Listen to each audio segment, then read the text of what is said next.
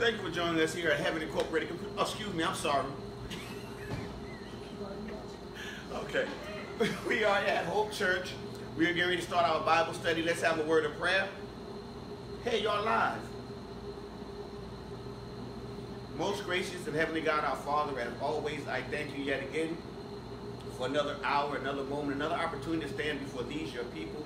I pray, Lord God, that as we look at our lesson tonight, that we will draw something from it that will draw us closer to you.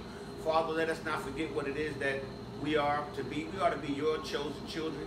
We are to be those that would share the gospel. We are to be those that love you and love others. So have your way this day. In Jesus' name I pray. Amen. Amen. All right, tonight I want us to look at the lives of two individuals. They were twin brothers, Esau and Jacob. And as we looking through their life, I want us to stop and take pauses at different places in their life and see how we kind of fit into one role or the other. Now, you guys know the story of Esau and Jacob. How when it was inside Rebekah's womb, they was tussling back and forth. And she had to go to God before, and she would say, God, well, what's going on? And God said, there are two nations inside of you. And when she gave birth to twins. One was red-headed, and he became one that loved the outdoors, and the other one was smooth-skinned, and he loved to stay in the house. The mother loved one, the father loved the other, and they grew up and had conflict. So even from the onset, even from birth, they battled or tussled against each other. So I want to use them as a jump off, as a starting point for us, and see just how we fit into that mold, either the mold of Esau or the mold of Jacob. Somebody want to start reading for me? We're going to do Genesis chapter 25. We're going to start at verse 28 and go down to verse 34. This is our first stop in three-stop lesson. 25 what?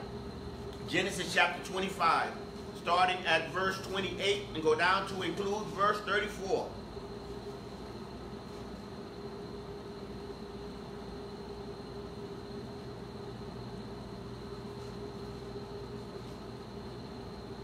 Don't it?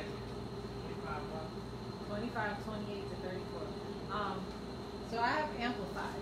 So it says, and Isaac loved and was partial to Esau because he ate of Esau's game, but Rebekah loved Jacob. Jacob was boiling pottage, lentil stew one day, when Esau came from the field and was faint with hunger. And Esau said to Jacob, I beg of you, let me have some of that red lentil stew to eat, for I am faint and famished. That is why his name was called Edom, or red.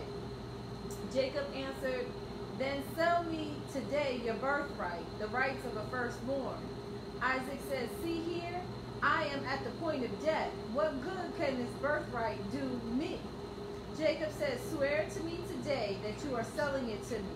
And he swore to Jacob and sold him his birthright. Then Jacob gave Esau bread and stew of lentils, and he ate and drank and rose up and went his way. Thus Esau scorned his birthright as beneath his notice. All right. Now, as our first stop off, we find Esau coming in from the field, and he's hungry, and his brother, underhandedly, if you want to say it, kind of slips in and said, well, just sell me your birthright. You give me that what you cherish the most, or what you should be cherishing the most. Anybody know what the right of birth was when they say the birthright? The firstborn, what was he entitled to? Firstborn was entitled to everything at the passing of the father, and he would distribute to the remaining siblings, if any, as he saw fit.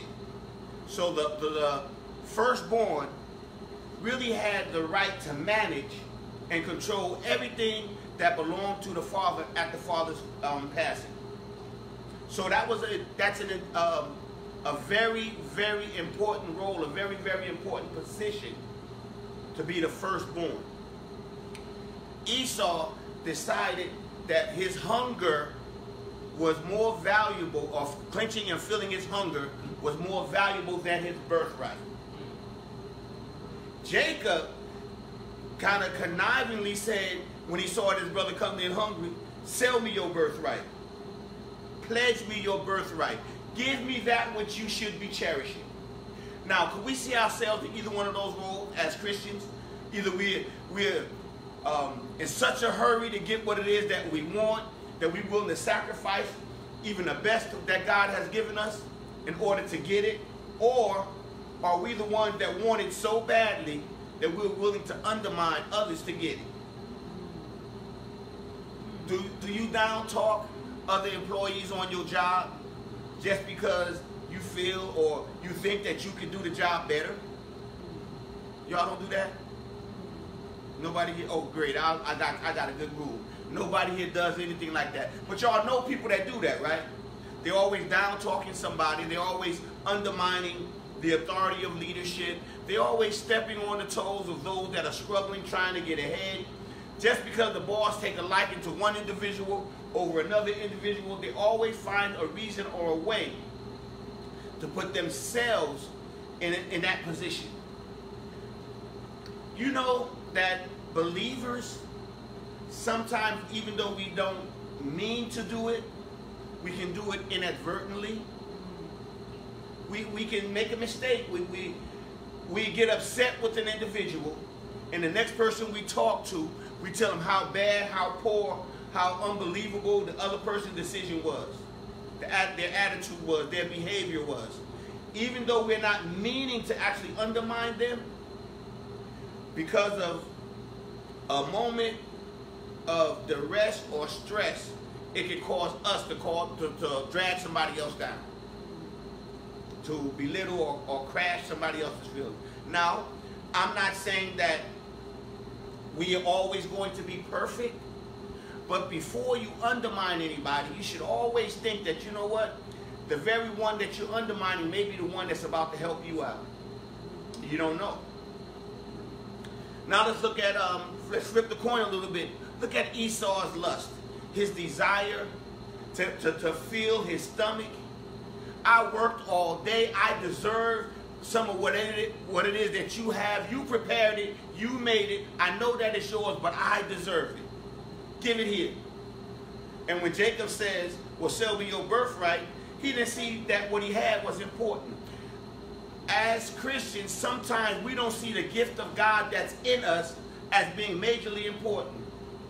Only thing I know how to do is secretarial work. It's just typing. But you don't know what that gift can do in the hands of the world or in the hands of somebody that knows the value of it.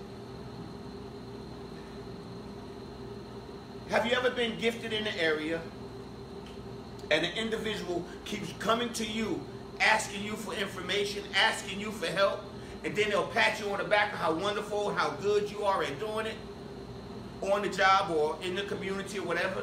Then all of a sudden, you see them making a profit off of what you've been telling them. Is that a hurtful thing? Some yes, some no. Sometimes. I think that we should be prepared to hold on to what it is that God has placed within us. Not so much so to hoard it, but to be careful how we use it. Don't think that that little gift, that little talent that you have has no importance to the kingdom of God, that you're so quick to throw it away. If here you can have it, just give me that. See, that's more important than what I have. I want to be a good individual, and what I have doesn't make me good. So if I had what you had, then I'll be much better. I have a unique opportunity on my job. They doing some reassessment. They're doing rebuilding, repairing of machinery, and one of the guys that's actually building or putting together the program, he comes to me and we talk about different stuff. And he says, you know this, why don't they put you in charge? And I said, I've been there, had that position, don't want it anymore. He said, but you'll be easier to train than everybody else. So I went back and forth with it for a little while, and I said, you know what, I should push up and try to get that position. But I realized that maybe that's not the position for me. Maybe what the individual is seeing is a spark or a gift that's in me that I don't really count as being valuable. So is there a possibility that the gift that's inside of you, you've been pushing away and denying the accessibility of it to those that can actually use it to benefit? So Esau comes in with his lust, with his desire. Give me that what you have, because what I have isn't good enough. And it ends by saying that he despised his birthright. He saw that what he had was so unimportant that he didn't even care about it anymore. Now I got to ask a hard question.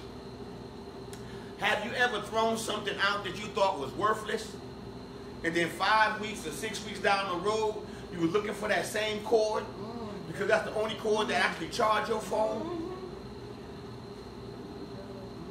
Y'all done that before? We oftentimes do that with the gifts of God that are in us. We don't see them as being valuable. We don't see them as being important. We let them go to sleep, or we put them to sleep, or we put them to rest. We don't utilize them. And then all of a sudden an event or something comes up when you feel that if I would have been practicing, if I would have been training, if I would have been preparing myself, when that opportunity showed up, I would have been ready. All right, that's our first stop. Any questions? What about when we on the flip side, just want that thing so bad? Okay. Desire. Yeah, that desire sometimes will pull you out of yourself. I know that I'm not supposed to be going there saying that and doing that, but I wind up there every single time. I got there unintentionally. I just happened to be walking past, and all of a sudden the door opened, and it just reminded me of a good old days, and I just walked myself right on back into it. You giving up what's valuable to the kingdom, what God has given you as your position, your post, your standard, for something less than. Esau, not realizing the importance of it, or not really caring about the importance of it, all he wanted to do was to fill his lust, fill his belly, get that quick fix. And if my version says that he ate and went away, it doesn't even say that he got full. Does anybody's version say that he was ate till he was full? So all he did was satisfy a temporary need. Do you know that the enemy has a way of making our lust, our need, our want to be so great that we're willing to sacrifice everything for it? Now, don't blame Esau, because Jacob had a part in it also. Jacob said, sell me or render unto me that which is yours. So did Jacob have a choice whether or not to take it? They're twins. They were born the same day. They came out of the same womb. That's blood, that's family, that's flesh. He should have been willing to give to his brother just because it was his brother. Just because he saw a need in the life of another individual that he had a relationship with, but instead he found a way to utilize his position, his power, his authority, his provision in order to undermine or take away from somebody else. I'll be glad to fix your XYZ for X amount of money. I'll be glad to build this for you for X amount of dollars. Now, I'm not saying that gifts that God has placed in you, you should not ask for payment, but you should not overcharge, and you should never be looking to take away from an individual that's hurting or struggling. Jacob says, sell me that which is important to me. I value that, and I want that. Over being hospitable, over loving him and treating him like family. And that was his brother. Now, do we do that in the kingdom of God? Do we find ourselves utilizing our position, our power, our authority to get from others that which we feel that we need to make us us? It happens. Prayerfully not in this room, but in some settings it does happen. Let's look at the last verse 34. And Jacob gave Esau bread and stew and lentils. Then he ate and drank, arose, and went his way. Thus Esau despised his birthright. Like I said earlier, he went away. He wasn't even full. He just had something. And that something made him despise what he had already had prior. Which is more valuable? Which one would you believe would be more valuable?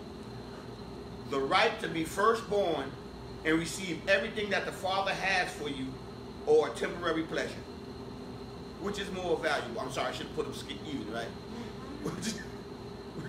You see, don't allow the enemy to cause you to give up what it is that God has given you for something that, a flash in the pan, something that won't last, something that really won't even fulfill you or give you fulfillment.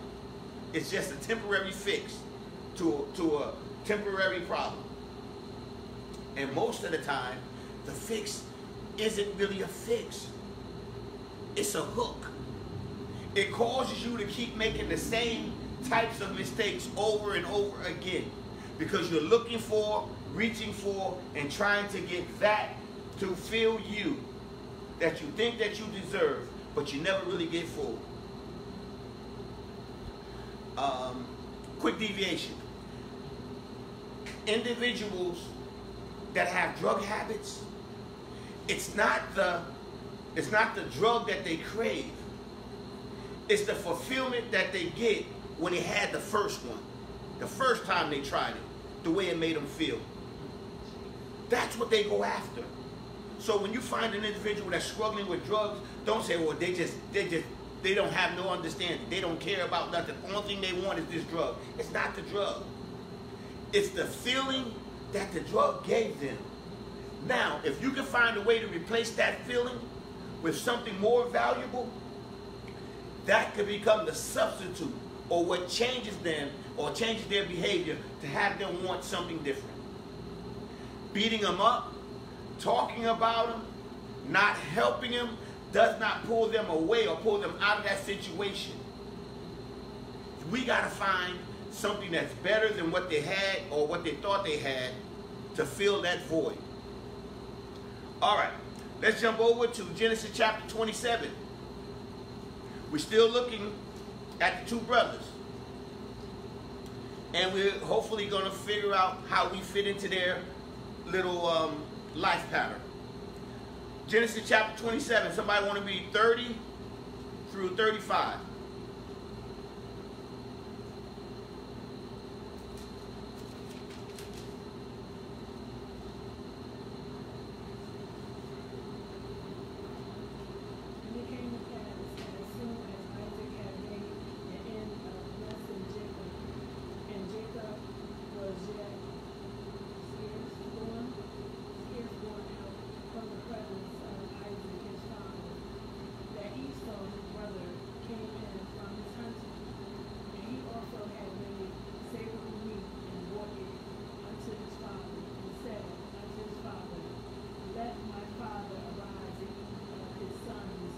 Can I say vittles? I know. Yeah, that's fine. Vittles that I saw may bless me. And Isaac his father said unto him, Who art thou? And he said, I am thy son, thy firstborn Esau. And Isaac trembled very exceedingly and said, Where is he that hath taken venison and brought it to me, and I have eaten of all before thou camest, and have blessed him, yea, and he shall be blessed. All right. Remember I said earlier on that we're going to be walking with them, right? Now, You make bad decisions when you have a desire or want that's greater, not even greater. You have a desire and a want that overtakes what you already have. So, if you know our story,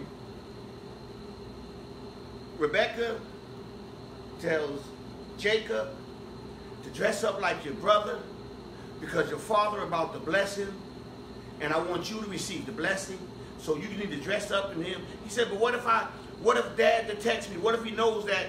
Don't worry about it. If he curses you, let it fall on me. I believe that Jacob had a choice in the situation. Is it a possibility that Jacob had a choice? Even though Mom said do it, he got in the presence of Dad. Mom wasn't there. But something inside of him said, I deserve this. I should have this. It should be given to me anyway. And he once again, underhandedly stole a blessing. Because you know what he had to go through to get it, right? He had to put on his brother old smelly, outdoorsy clothes, and he was an indoor person. He had to put fake fur on his arms so he'll feel like his brother when his daddy came and touched him. So he actually had to invest something into getting his brother's position, getting his brother's blessing. Do we have to do that sometimes? Doesn't God always make a way of escape? You got to sometimes close your eyes and push past what it is that God is doing to do the wrong thing. So Jacob had a choice, I believe. Even though he was under the authority of his mom to do it, I believe he may have known what was right and what was wrong. I believe there's a possibility that he didn't have to go through that situation without acknowledging who he really was. So, sometimes for us, in order to do what we desire to do in our heart of hearts, we got to put on a fake face, a mask, another identity to keep doing what we feel is right for us. Is that kind of, y'all think that's kind of true? You got to become somebody else to do something that's outside of the will of God as a believer.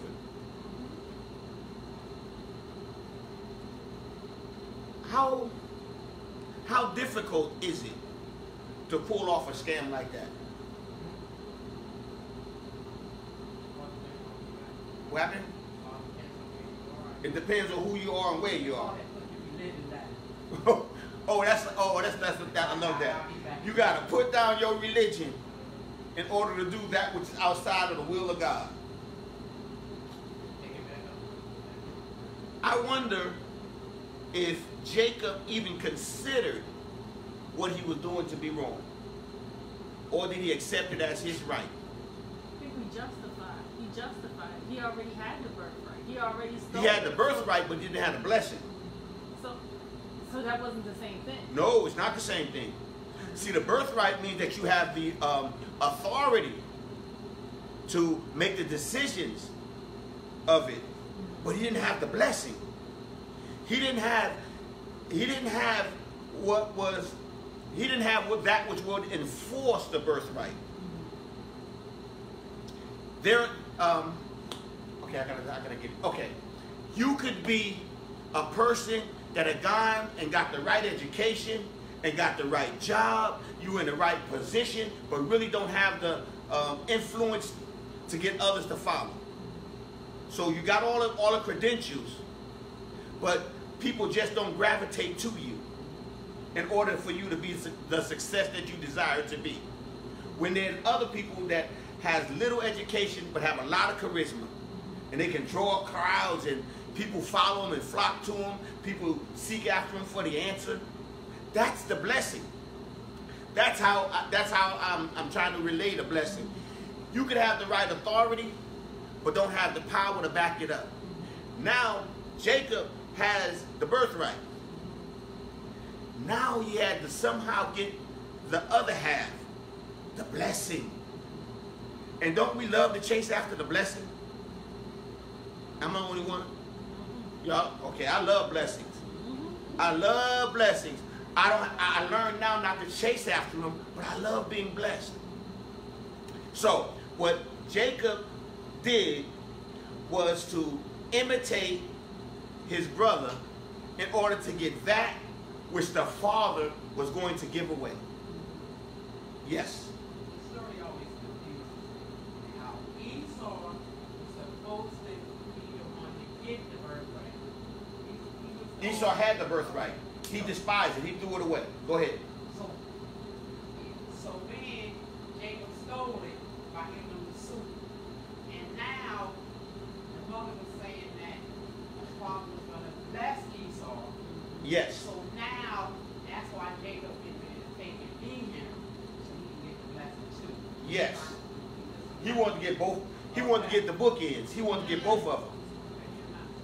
You see that you can have, like I said earlier, you can have the right position, but don't have the authority. He wanted to get not only be in the right position, but he wanted the backup, the power that goes with the position. So his father would have blessed, if he had interceded and his father would have blessed Esau, that would not mess his birthright up? No, he still would have had the birthright, but the blessing, what was given to him was all the goodness, all the prosperity, all the dreams, all the hopes, all the desires, all the wishes of the father was being placed on him. That was the blessing. You're gonna, it's a hard one for me. When my aunt passed away, like a year before she passed, she called all the kids together, all the grandkids, nieces and nephews, families. I mean, she called everybody together. And she gave everybody an envelope and says, don't open the envelope till you get home. Everybody knew they received something, but nobody else knew what the other person had. That was the blessing. That was the blessing. You see, God gives to us, or the Father gives to us, that which is necessary or belonging to us prior to us needing it. So the blessing would have been what was meant to sustain him or carry him in the future. And by Jacob stealing the blessing, that left Esau with nothing. That's why when Esau comes in, if you continue reading the story, Esau comes in and he says, who is this? He says, but I'm Esau, your favorite, the one that you love. He says, no, Esau just left. He said, Daddy, don't you have something to give me? He said, son, I ain't got nothing. Only thing I can tell you is that you're going to serve your brother. How difficult was that for Esau to hear? Not only did I sell my birthright, but now the blessing, the authority, the power that would have went with the birthright, I lost that too. Flip side, how do you think that made Jacob feel? He had to trick, connive, and scheme in order to get this thing. Now he has it. If you continue reading the story, you'll find out Esau goes to him and says, when Daddy dies, you die. I'm going to give it to you. I'm going to hand it to you. And right away, Mom says, get on up out of here. Disappeared. Anybody here ever got sent south because y'all got in some trouble? Or sent north because y'all got in some trouble? Okay. Okay. For y'all real folks out there, sometimes things happen where you have to get away. You have to escape. And sometimes the only means of escape is leaving your identity and going somewhere you don't even know and trying to reinvent or rediscover yourself. I believe that what Jacob did when he got away, he was moving in a direction to really find himself. He winds up working for his uncle, and his uncle takes advantage of him. Jacob means a trickster or conniver. So he was tricking all his life. Now he got in a place and got tricked. What happened? You reap what you sow. What you dispense is what usually comes back to you. Now, it's not all bad. Because sometimes while you're in that far off place, God can have the opportunity to work on you from the inside and start stirring some stuff up and fixing some stuff. Now, we know that he gets there. He wants one sister, and he finds out that he wakes up and know he ain't got that sister. He got the other one with the cockeyed eyes. And he ended up working it a little long, getting the other sister. When he gets her, he has to work the 7 years more, so that's 14 years that he's been away. And then when he gets ready to leave, his uncle say, don't go nowhere, you ain't got enough yet. So I'm going to divide my animals and stuff with you so you can have something when you go. All them sickly looking, weak, falling apart animals, you can have them. And he says, now this is where, please read the story. Jacob mixes up some milk and some hay and gives it to the animals, and they start coming out spotted, and they get healthy and strong all of a sudden. He's been away. He ran away because he was pulling games and playing tricks. Now he's still out there pulling games and playing tricks. When do we learn? When do we get to the place that we say enough is enough is enough? I got to be true to somebody. At least let me be true to myself. He gets there and he finds out that it's not a safe place to be. He makes his way back home. But before we get back home, we got to let's dissect a little bit of this.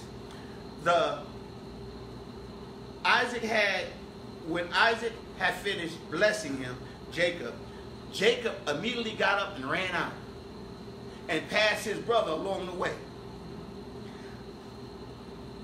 That's so much like us.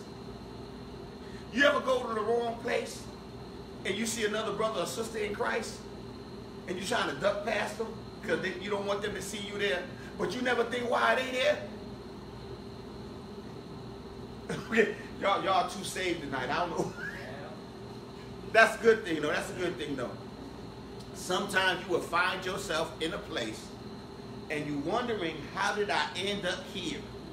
I don't want nobody to see me here. So you ducking, you hiding to hold on to that which you thought was so valuable. Does God give you a gift that you got to hide from other people? Does God bless you in a way that you are so ashamed of what you just got that you got to hide it? He doesn't, right? He doesn't? Thank y'all. I'm glad he doesn't. Why do you think Jacob felt that he had to get past or sneak past his brother as quickly as possible? He stole. Because he wasn't getting anything. He took what he was supposed to have. He took what he wanted. He just snatched up and took control of what he believed that he should have had. It should have been mine anyway. You know what? I should have got that promotion. That's why I said that, because they didn't deserve that promotion anyway. I needed that parking spot because I got a bad back and that was the closest to the door. And they know I park there every single day, so why are they doing that?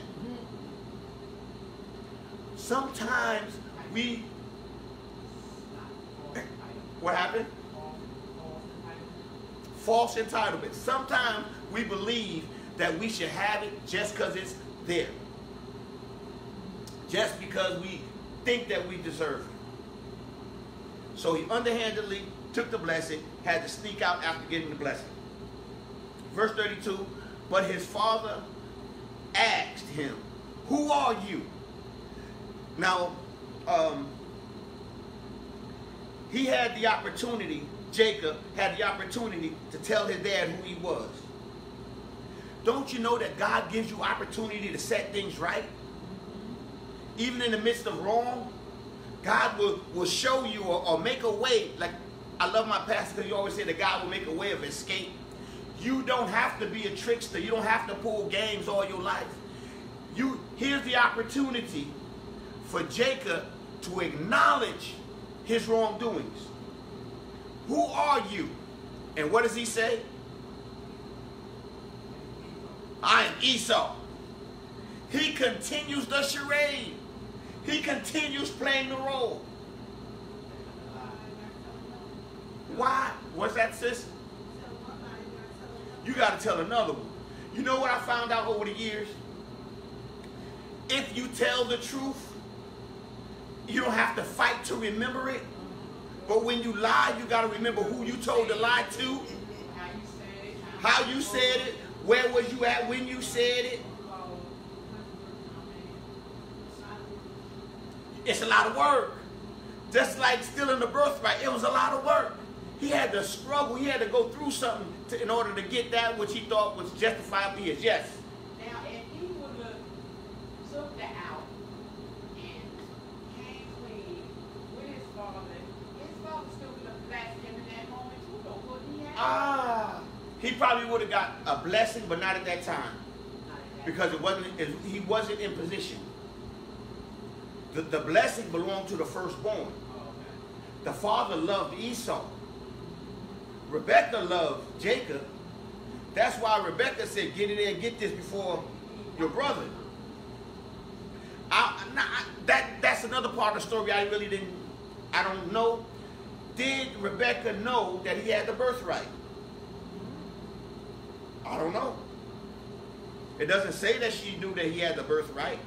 But it may be because of his relationship with mom that he shared that, yeah, you know, I kind of took the birthright from Esau. You know, I gave him a bowl of soup and some lentils, a piece of bread, and now I'm the firstborn. Yes.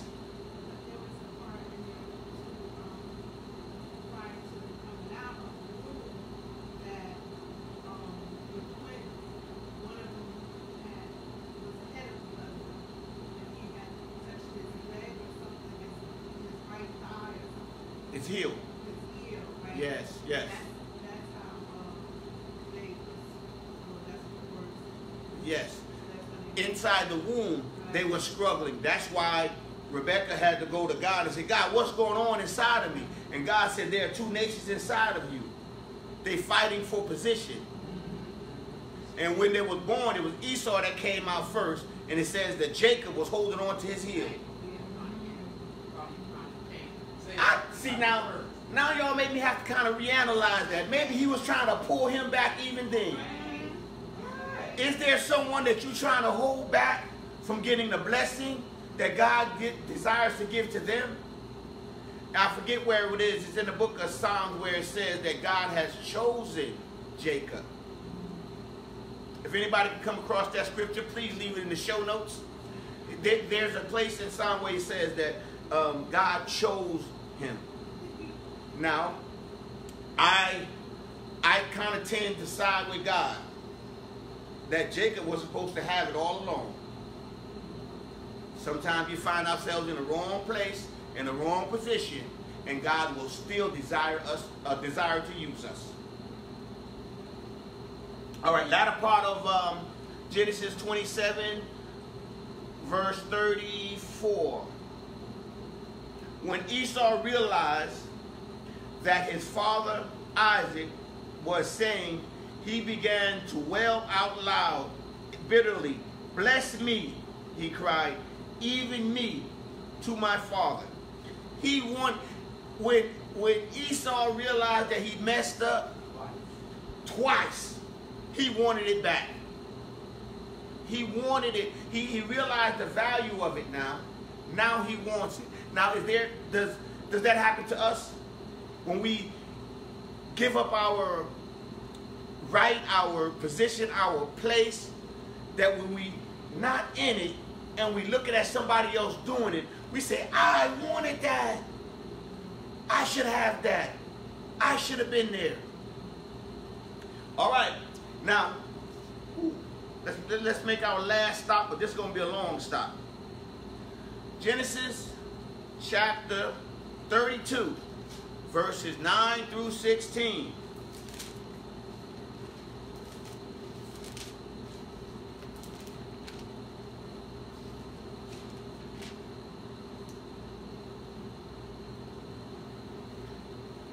Okay, let me give you a little heads up, catch up where we are. Genesis 32, 9 through 16.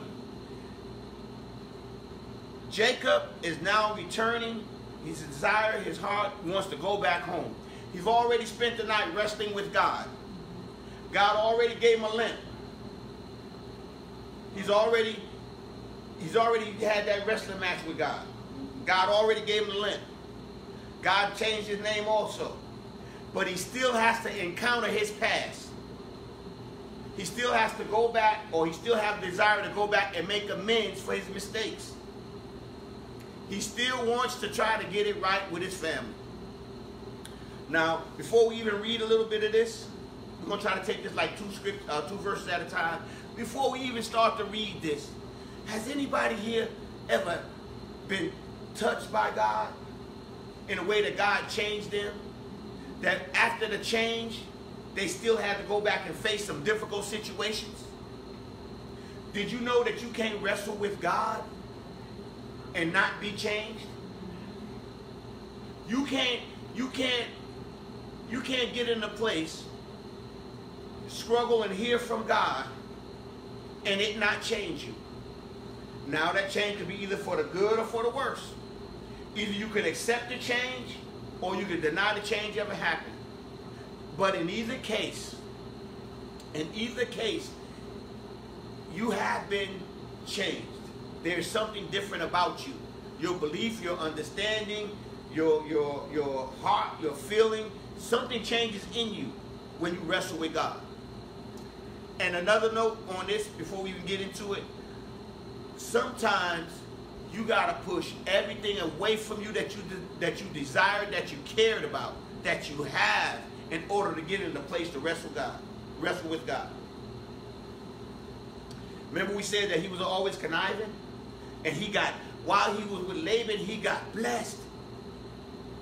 He didn't even realize the blessings that he had. Remember the father gave him the blessing in the beginning, right? Even in a foreign land, he was blessed. Everything he touched was blessed. And that right there was still not enough for him. Sometimes you can be blessed and be blinded. You can have the favor of God in your life and not realize it because you still are feeling like you're lacking or desiring something outside of you, outside of what you have. He wrestled with God. God messed his hip up. He comes up in here limping. And now he's still going back to repair his past. Just because God has blessed you when you was out of position does not mean that you ain't got to rectify and fix the condition that you left. There's some times where you have to go back and say, God, how do I fix this? How do I make this right?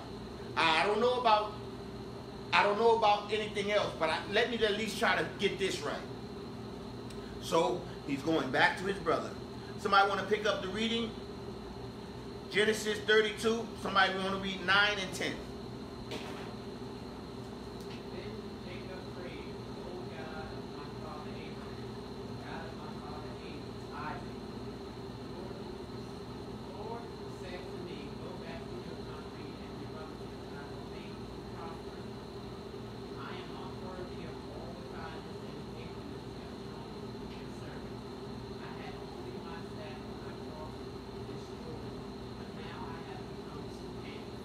All right, thank you right there. Jacob, even after he wrestled with God, he was wrestling inside himself with what he had done.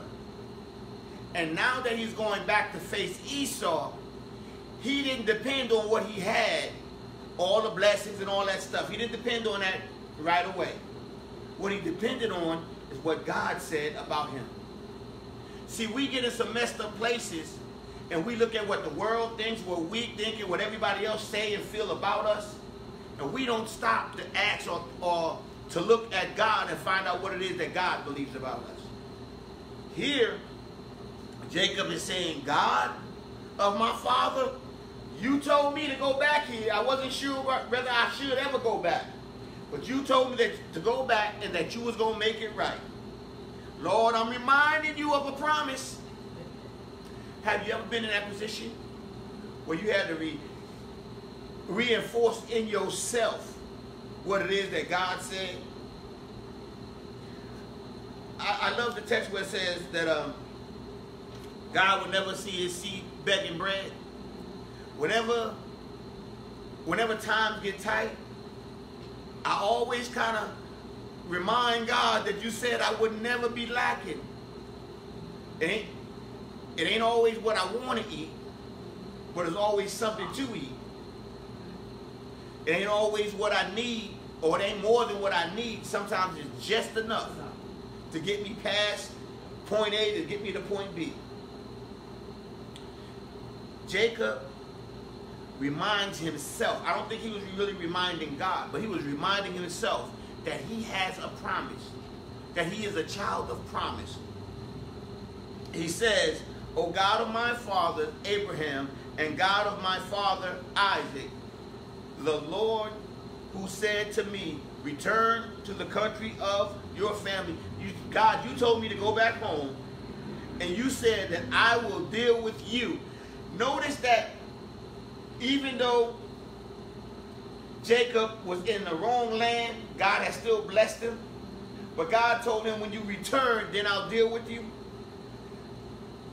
Now, is there a possibility that when we live in this so-called out-of-body experience, I would like to say, not no metaphysicalness, but this out-of-body experience, we separate ourselves from what it is that God has told us to do. We are no longer serving or doing what it is that God designed for us to do. We're just doing our own thing. And we're wondering why our own thing ain't working. And God reminds us that once we get back in place, He'll deal with us. He'll make things work out for us. Huh? He let you flow in your free will. That's a good one. He let you do you. But when you get in the right place, He deals with you. I'll wait. You want to act up? I'll wait. That's what I love about God. Even when we messed up, He's right there with us, trying to give us direction, guide us back to where we need to be at. And Jacob says, God, you told me to return to my family and you will deal with me. Here I am. Jacob now realizes all that his life, all the substance of his life really didn't matter. He says, I am not worthy of the least of all of the mercies and the truth which you have shown your servant. Or when I crossed over here, when I got here, I ain't have nothing but a stick. Now I'm blessed with an abundance. I'm two camps now.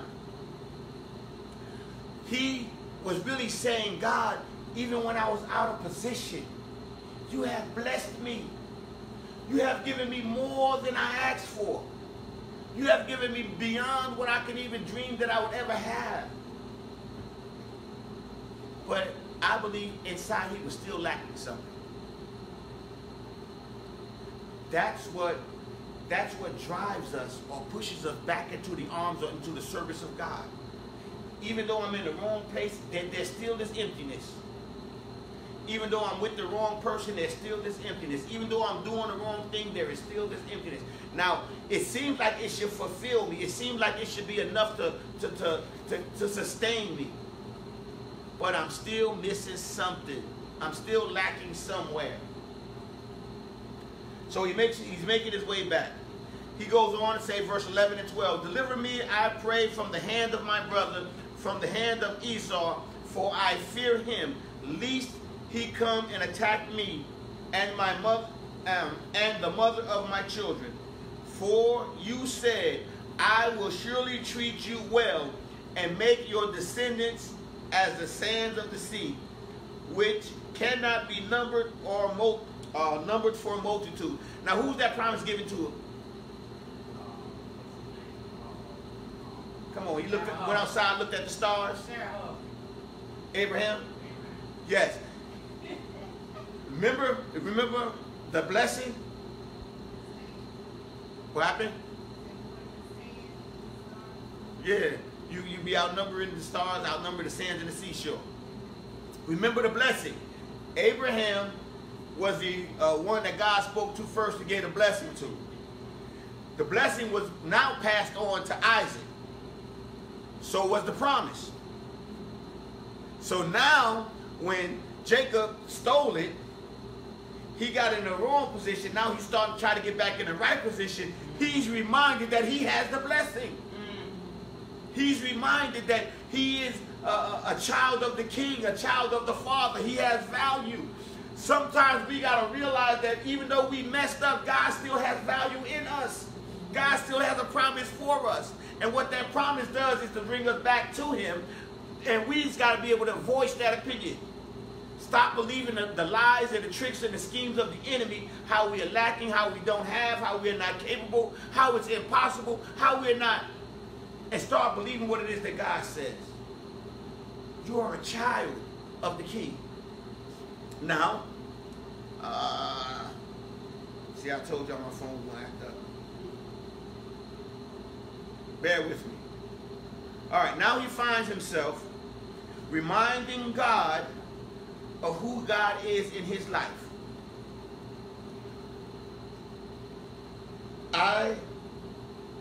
I struggled for a minute here, me personally, because was he actually really reminding God of something? Did God forget about what his promises were? Sometimes we got to remind ourselves of the promises of God in order to draw strength from it. He's encouraging himself. God, I'm afraid of Esau, but at your word, I'm still going to go. And I'm reminding you that you said that you was going to deal with me and him. You was going to handle this situation, this crisis.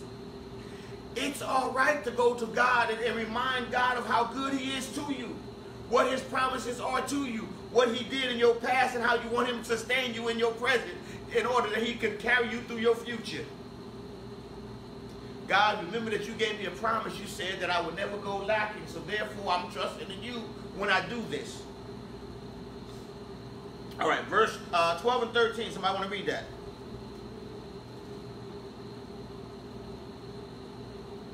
I will surely make you prosper and will make your descendants like the sand of the sea, and not be counted. 13. He spent the night there, and from what he had with him, he selected a gift for his brother Esau. All right. Here's where Jacob, I believe, he kind of said, I gotta have a little something extra here. You know, I'm gonna pick out a good prize to give my brother. I'm gonna give him back something after stealing so much from him. I'm gonna return back to him part of the blessings that I stole from him, and maybe he won't be so mad at me. He took the choice animals from his herds, his flocks.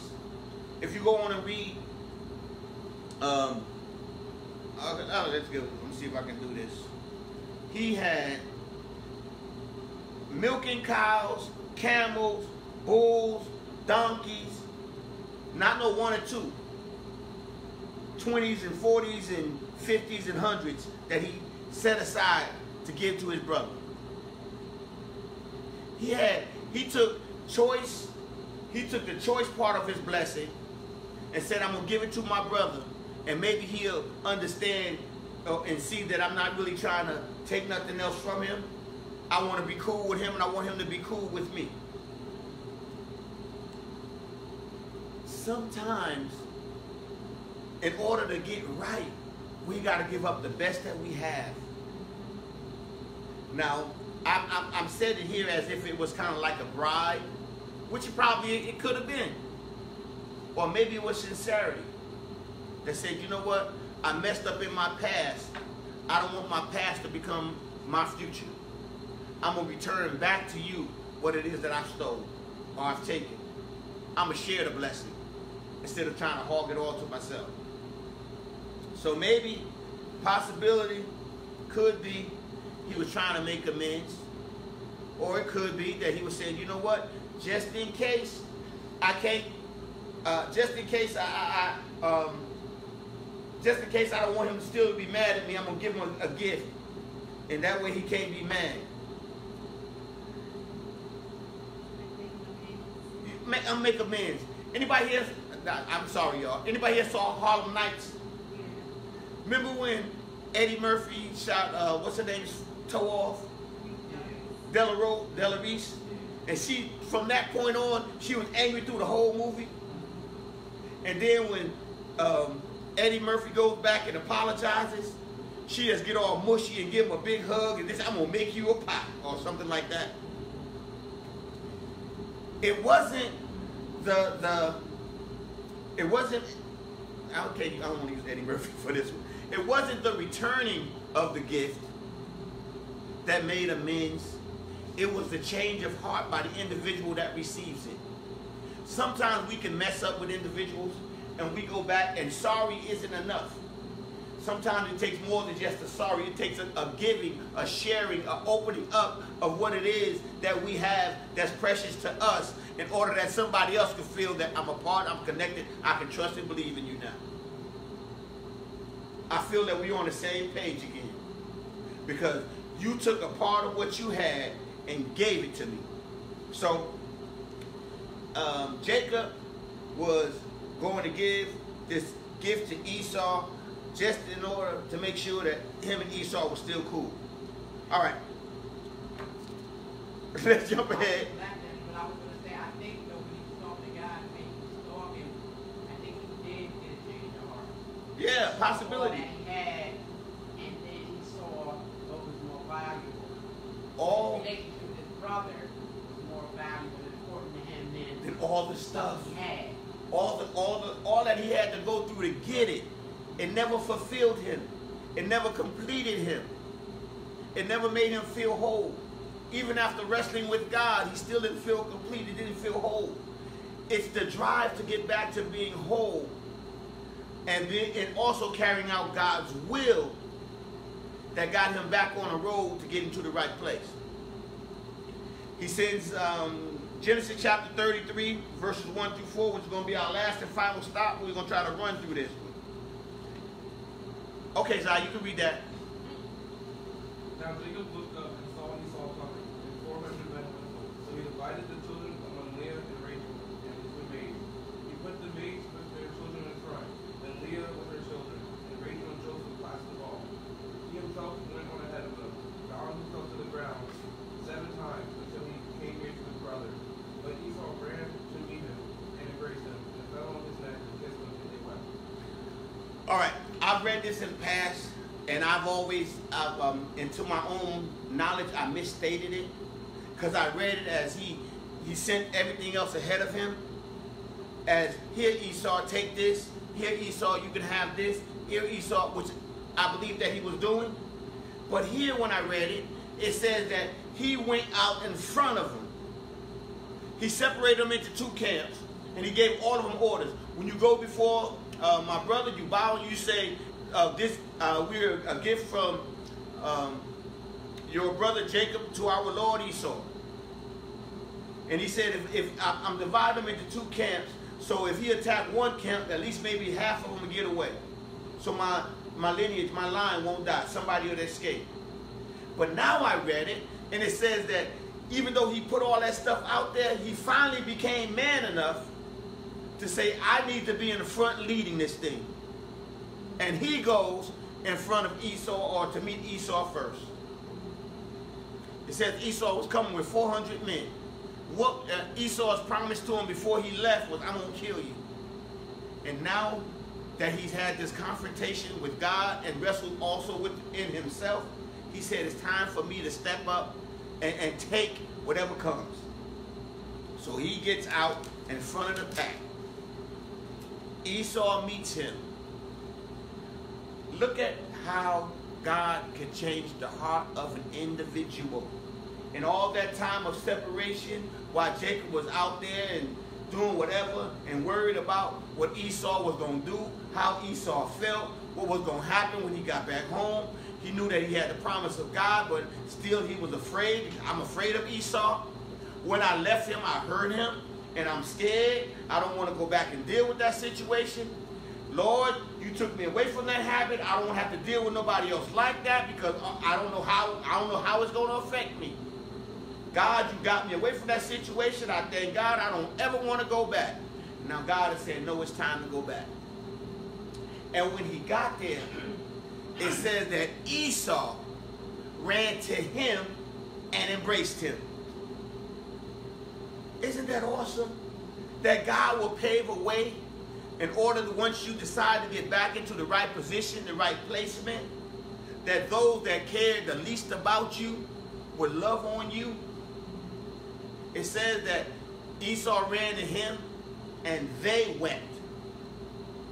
Now I believe that was a double breaking of heart.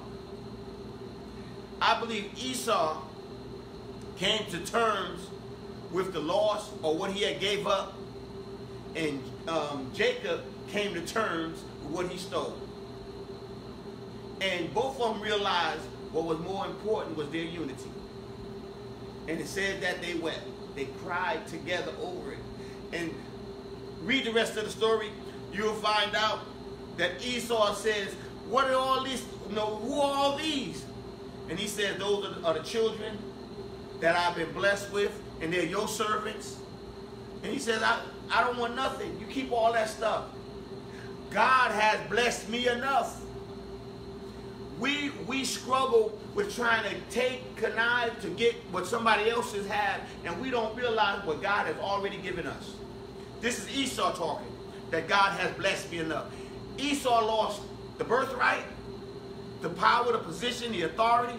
Esau lost the blessing, that which was physically given by his father.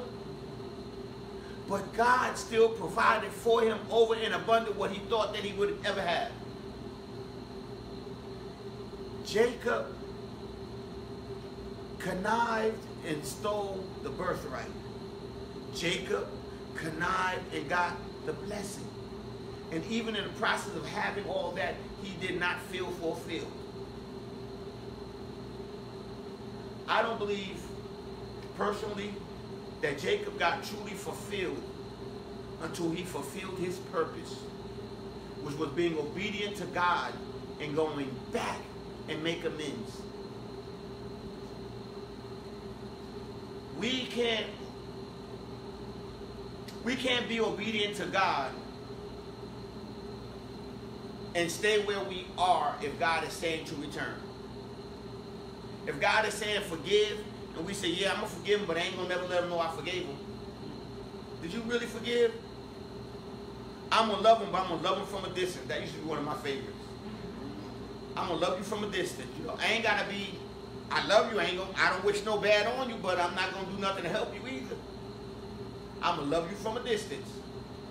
Now, I'm not saying that you ought to run back to somebody that's abusive, somebody that's harmful, somebody that's addictive, somebody that draws you out of you and brings you back into that world. I'm not saying go and do that. What I am saying, though, is be mindful that God could use you to change, to help, to build up the individual where they are. But it's got to be a God-chosen thing that's saying go back and manage it, deal with it. It's time to bring an end to it. When it says that he would, God will close one door and open up another one, sometimes closing a door would be just saying, you know what, I messed up, I'm sorry, forgive me, let's move on with our life. You ain't got to stay there, because if you read the story, you'll find out that Esau said, well, come on, you here now, come on in the land, hang out with me. He said, yeah, bro, I'll be there in a little bit, but you know, my family's kind of tired from the walking, from the journey, and he ends up going to another part and letting his brother stay in another part. So the reuniting doesn't always mean that you got to put yourself in a dangerous or a harmful situation. Closing the door means sometimes just saying, look, I messed up, forgive me, let it go. Move on. That's our lesson for today. I thank y'all for the time. I pray that everybody got something out of it. And for all of you that's online, if you were able to find that verse in Psalms, please text it, put it down there, let us remind us, let us know exactly where it was that it said that God preferred or chose Jacob. I know it's in the Psalms. I don't remember the number. Help us out. Thank you ever so much.